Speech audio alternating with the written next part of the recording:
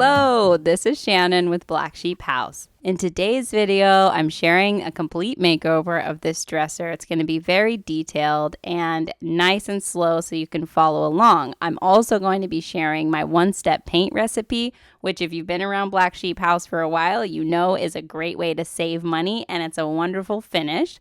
I'm also going to be sharing a type of hardware that if you hate filling and sanding holes is going to be a lifesaver for you. Flipping this piece is going to be a lot of fun. The first thing you notice are these outdated Chippendale or Batwing style hardware, and I want you to remember that. That's the first thing you notice. That's the thing that really stands out about this piece and makes it look old and ugly. So just updating the hardware is going to make a huge difference, and it breaks my heart when I see furniture flippers taking the hardware off, stuff like this, spray painting it black or gold or something and putting it back on. It breaks my heart because it ruins the makeover. You really are losing so much money for selling pieces or interior design. You're losing so much aesthetic when you choose not to update the hardware. So do yourself a favor, invest in some hardware, and I'm going to have lots of links for you guys for hardware on my channel and stuff. So just get new hardware, okay? I'll get off my soapbox now. Speaking of soap, I'm cleaning this piece with Dawn. You could use Palmolive. I like that one a lot. I'm using a Scrub Daddy and warm water. And then I have this dollar store scrubber that really does a nice job of getting in the nooks and crannies. And I've found that getting in those nooks and crannies really makes a big difference for bleed through, which my pieces, I would notice bleed through happening a lot in the nooks and crannies, and that was because I wasn't doing a good enough job of getting in those crevices and cleaning them.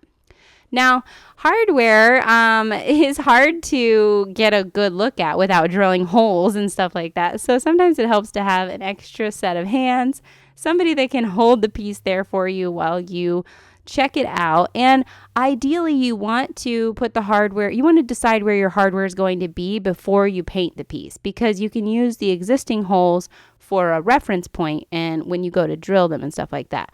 I know that's not always an option and you might not always have an extra pair of hands. So one other thing you could do is lay the dresser on its back and you can test out the hardware that way because it won't move around on you.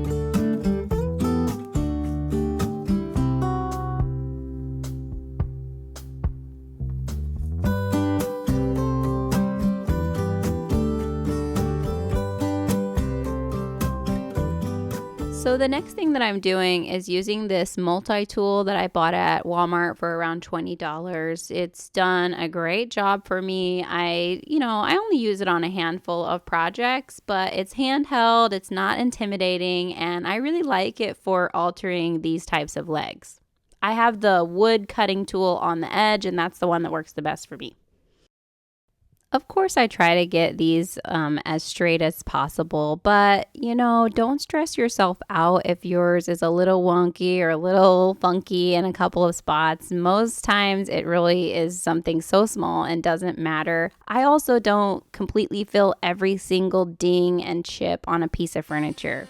For the prices that I'm selling my furniture in general, between $300 and $400, my clients are ecstatic. They're so happy, and they care so much more about the aesthetic and design than they do about a perfect finish or a completely flaw-free piece of furniture. Trust me on this, and I guess you probably are a little like this if you follow this channel, but perfection is so much less important than something being pretty.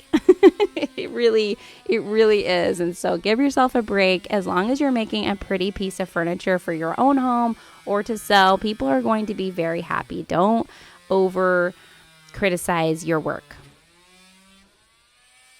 I'll give you a little story, and for reference, I was a dancer for many years, and there were so many people in the dance world who were great technicians, is what they would call them. Their technique was just perfect, but they didn't really have the artistic expression that really made the dancer stand out. And so think of it that way, that you can be a great technician, or you might be a better artist. I am the latter. I'm definitely much more creative than I am like super detailed and technique driven, although I do appreciate those things. So there is a place for people like us, as clearly as I've shown you guys in this channel. I do well with furniture refinishing, and you can too, even if your stuff isn't perfect. So here is that hack I was talking about, laying the dresser on its back and trying out different hardware. This works for me. Sometimes you just need to really get all the hardware that you own out and try it all to see which one you like the best on the piece. All right, so now I'm going to share with you guys my one-step paint recipe, and if you already know how to make this, great. I tried to make this as clear and easy to follow as possible, so hopefully I did. Let me know if I missed something, but basically you need 1 cup of paint, 1 cup of primer, 1 cup of poly, and then you're going to use a little bit of calcium carbonate mixed with water. In fact, I've got it down like detail oriented as I could. These are all water-based products that I'm using, water-based paint. I'm using the Ovation paint, but you could use any paint that you like, any leftover house paint that is water-based that you would like to use. It does not matter the sheen. It could be matte, satin, semi-gloss. That all is fine mixed together. Then the primer is water-based as well. I've used Zinser and I've used Kills primer, but I have no experience with any other brands of primer. So 1 cup of paint so far, 1 cup of primer. Trust me, it is misleading looking at this video that they're equal parts so far, but I promise you they are equal parts. 1 cup paint, 1 cup primer. You saw me pour it. It just looks like there's way more paint because of the way it kind of settled into the container. And then I'm using 1 cup of water-based polyurethane. And I have used several brands of this, Varathane, Bear, Minwax, and whatnot. So it works great. 1 cup of poly. So far you have 1 cup of paint, 1 cup of primer, 1 cup of poly. I like to mix those up together on their own. And honestly, you don't even need the calcium carbonate. That's purely a bonus ingredient that just gives it a more matte finish. I prefer a matte finish, so I really like adding it, but it is not necessary for your paint to adhere or be durable or look great. But you will need to mix the calcium carbonate in with water. So it's 1/8 cup water mixed with 1/4 cup calcium carbonate. And I mix those in. It gets like this kind of goopy consistency. But get it all blended in before you add it to your paint mixture. So it's this watery consistency, and it goes in after you have stirred the other ingredients. Now, I store mine in an airtight mason jar in a cool, dark environment, dry environment also, and they have stored really well for me, but I can't promise that they'll store great for you. I don't know how long the shelf life is for any of this stuff. Use at your own risk, I guess I should say. I'm not a scientist or anything like that, but I have had great success with this paint personally, and a lot of people have responded to me in messages and things like that saying that they love this paint and that it saved them so much money, and I just enjoy sharing the word because I know it can be really helpful. Anytime I share this recipe, I get asked if it would work really well for a kitchen cabinet makeover. And honestly, I'd feel fine using it for a kitchen cabinet makeover, but I would probably prime first and I would do a clear coat. So I don't know if it would save you as much time as you might think if you did it the way I would recommend. But kitchen cabinets get so much abuse and they have so much water around them and they get scrubbed so much that I just would want to be on the safe side and prime first and do clear coat afterwards. And so that's just me personally. Anyway, this hardware that I'm using is the wood stuff that I was so excited about because it covers up the existing holes, and so it's going to save me so much time. I don't have to fill and sand any holes because it's just going to cover those right up. And if you're like me and you don't love filling and sanding holes, this hardware is a great hack to have on hand. The other great thing about this hardware is that it is wood, and so it has a clear coat on it, but you could sand that off and stain this hardware any color you want, or you could paint it. So you have a lot of options as far as the look you're going for. Now, I did consider whether or not I was good, because I'm going to be putting baskets in this dresser and I wanted them to match perfectly. I was lucky enough to find baskets online that matched perfectly, but if you were going to do like a wood top and stain it, you could do the handles to match and that would be a really nice look. Yes, it's finally time to paint. I did use 220 grit sandpaper and then I finished off with 400 grit sandpaper because I had so much wood filling that I did on this piece. I did mention I didn't fill every single hole, but I filled probably like 80% of them. I don't mind a lived-in look for the furniture. If it's like too perfect, I feel like sometimes it looks a little weird for my personal decor taste, okay, and the type of stuff that I sell and work with designers on. The two designers that I work with tend to do like Studio McGee. One of them does like a Studio McGee vibe, and then the other one does this French vibe. And so the way that I refinish things, they love. Anyway, I do a paint on and then a roll off method. It takes a little bit of finesse and practice to get the hang of this and to really master it, but I have done that. And you can too. You just got to keep at it. If you still notice that you have a lot of texture when you have painted a piece, you probably had too much paint on your roller, too much paint on your brush. So you really have to master thin layers for this technique to work. You want to imagine if you've ever sprayed, I'm sure you've used spray paint if you haven't used a professional paint sprayer before. And you know how thin the spray paint goes on? That's how thin you want your paint to look after you've done the paint and roll on method. So it takes some practice, and it also takes keeping a couple of rollers nearby to refresh your roller, because it will, over time, as you're doing the piece, it will get saturated with paint, and then you'll start to notice more and more texture. What I personally do is I keep about 3 rollers nearby, and a third of the way through the project, it's usually like each coat, right? So like I'll do a coat of paint. I end up doing about 3 coats of paint when I do this method. I'll do a coat of paint and then I'll switch the roller out. I'll wash the other one. So I reuse rollers, definitely reuse them. And I've had a lot of success with the Whiz foam rollers from Lowe's.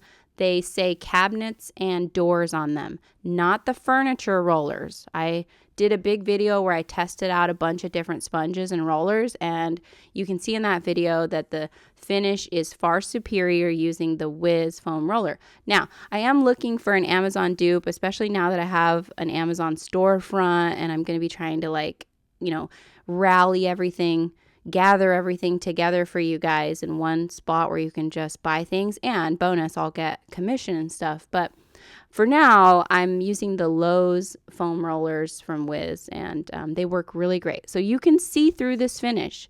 You see how sheer it is, right? Like I might put it on there in a gloop with my brush, but then I I smooth it all out. This doesn't work out in the sun, this type of technique. You have to work in a cool garage, okay? If your garage is hot and dry and sun is shining on you, this technique, your paint will dry up too quickly. One thing you can do is add Floetrol to your paint or another type of extender, and that will work. And that's what I do when I'm working in the summer months. But in the winter, the garage is nice and cool enough that I can get this done. It also only works with the type of paints that I've recommended on this channel. So this technique works really well with Valspar furniture and cabinet enamel. It works really well with Rust-Oleum milk paint, although that's a bit more textured of a paint. It works really well with my one-step paint recipe. It works really well with General Finishes milk paint and Ovation and Bear paint. So I can't really speak to how it would work with chalk paint. I don't work with chalk paint anymore. I think chalk paint is the devil. And I wasted a year of my business, maybe a year and a half. My husband and I used to do this full time together, and we used chalk paint exclusively. And it gave us the amount of headaches and the amount of times that we would be out there spraying. Oh my gosh, you guys, trust me, I've used chalk paint. I am very familiar with the product, and I am very anti-chalk paint. It causes so much streakiness when you go to apply your clear coat. If you have had a lot of trouble with streaks in your finish, you definitely want to avoid chalk paint. And then, this one-step paint recipe is great. You've got to develop a little bit of finesse to avoid streaks in your finish. One way to do that is going from one end all the way to the other with either your brush or your roller like I'm doing. And you have to keep the paint all has to be wet by the time you get to the other end. If it's drying up on you and you're rolling over a dry spot, then you are going to have streaks or different looks in the sheen of it, even if it's all the same paint, even if it's all mixed together and stuff like that. That's just how paint works.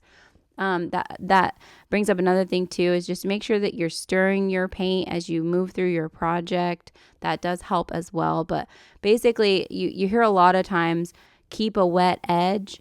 And to keep a wet edge, you have to work quickly and go from one end to the other. So if you do a roll and then you go for your next roll and it's right next to it, that edge needs to be wet so that they can blend together. If it's dry, then you're going to get some streaky looks. And so you just want to keep that roller moving. You want to keep moving, keep going. It is hard when you're doing thin coats to keep everything wet, but I promise you, you can do it. Just gotta keep practicing. It doesn't matter as much on the first and second coat. It's really that third coat, your last coat of paint, that really matters, that everything be wet as you moved from one side to the other, especially with dark colors. The lighter colors are going to be way more forgiving and easy for you. So if you're struggling with streakiness, keep practicing the technique with the lighter colors, because it won't matter at the end as much. And then, move your way into the darker colors.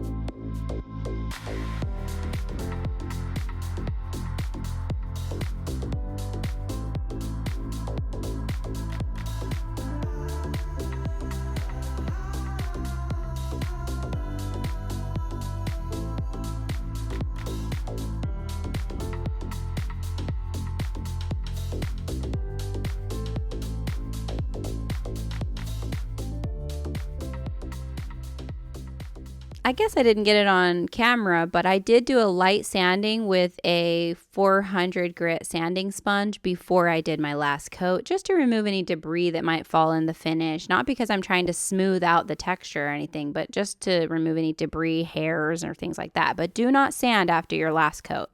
Okay, also my screws that came with the handles were a little bit short for these drawers, and rather than going and buying specialty screws, I'm just going to drill the backs of these with this little attachment. It comes with, if you have a drill like this, then you probably have an attachment, or you can buy one. I'll make sure and link it. I don't know what it's called, but anyway, it just like makes the drawer thinner in the back there. I think they call it like inset or something.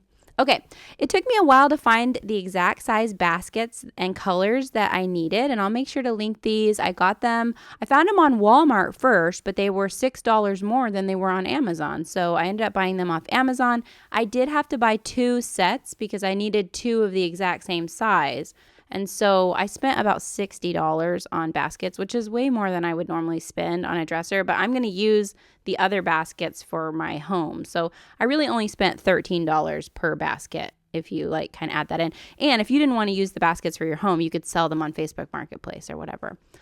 Okay, so let's take a look at the before and then, wow, it needed a lot of work, didn't it? But good and solid. And here is the after. I had some of that leftover faux cane from another project that I did, and I just laid it on top. It's not glued on or anything like that, and I will give it to the person that I sell it to. That comes with it, and the baskets will come with it, you know, and I'll charge probably around $400 for something like this. And it's staged with some pampas grass in a clear jug there and a thrifted vase. And here is some nice before and after footage for you. Thank you guys so much for subscribing to my channel, for watching my content, for engaging and commenting. I really appreciate each and every one of you. I'm so happy to be able to share this kind of content and hopefully make a difference in your furniture refinishing. I'm grateful for each and every one of you. I'll see you guys in the next video. Enjoy some of these before and afters.